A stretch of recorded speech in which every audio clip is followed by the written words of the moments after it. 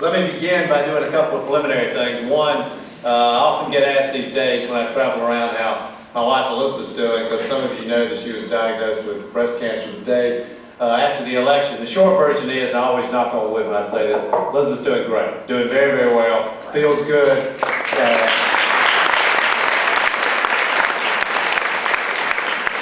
I want to tell you one quick life story before we get into the heart of what I want to talk about tonight. About how political campaigns and living your life in the spotlight changes children in political families. We live in Chapel Hill now, where I'm in Chapel Hill, North Carolina, where I'm the director of a poverty center at the University of North Carolina. And my kids are in public school there. Emma Claire, some of you remember my younger kids. Emma Claire is 7 now, Jack is 5. Jack's my youngest. Emma Claire is in 2nd grade, Jack's in kindergarten. So the first day of school this year, I took them to school. Dropped Emma Claire off by our 2nd grade class, spoke to the teacher, everything went well. And then I took Jack to his kindergarten class.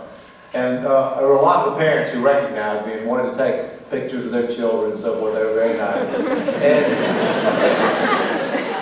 there was one woman who came to me after I'd been there for a while, and she said, "You mind taking a picture with me, my son?" And I said, "Sure, I'll be glad to."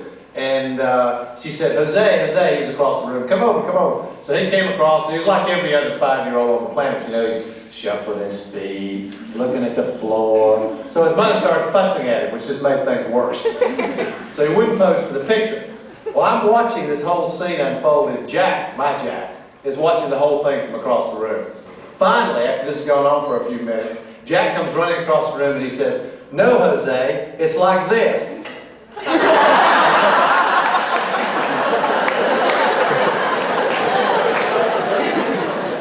Already ruined at the age of 5.